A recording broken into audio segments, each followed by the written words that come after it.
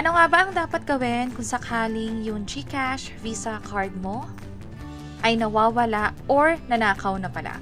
By the way, kung first time mo sa channel na to and gusto mo pa ng mga online tutorial videos katulad nito, please click the subscribe button. Kung sakaling yung GCash card mo ay hindi mo makita, pwede mo muna tong i-lock.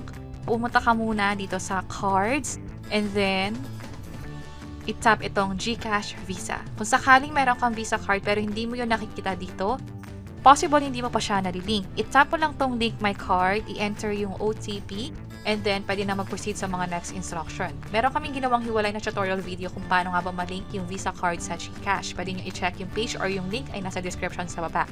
Ngayon, kung nakalink na siya, diretso na tayo. Makikita nyo agad tong nakalink na card, which is yung Visa nga. I-tap natin yan. Meron dalawang paraan. Pwede nyo nang i-deactivate diretso yung card. Yun ay kung sigurado kayong nanakaw na nga or hindi nyo na makikita yung GCash card ninyo. Kung sakaling ganon, permanent na tong ma-deactivate at ma-unlink dito sa GCash account mo. Sa akin, hindi ko siya gagawin. Kung sakali naman na tingin ko baka makita ko pa, baka nawawala lang sa bahay, basta sure ako na hindi pa siya nananakaw, pwede kong i-lock muna yung card. Tap ko tong lock card. Ang sabi dito, temporary lang ito, pwedeng i-unblock ulit or i-unlock ulit anytime. Tap ko tong lock card at nakalock na nga siya.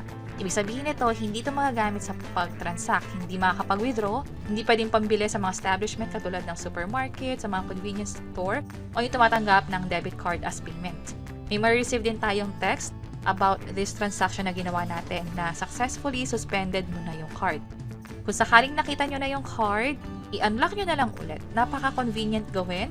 I-enter lang ang code na ma-receive sa phone. Ito na siya. Enter ko lang. Tap submit.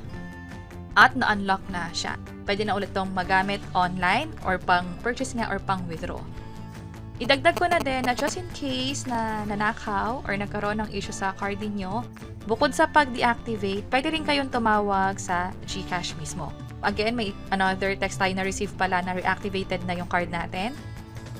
And katulad nga ng sabi dito sa website mismo ng GCash, immediately i-lock na yung card. At bukod pa dyan, pwede nyong i-report as lost card na nga to.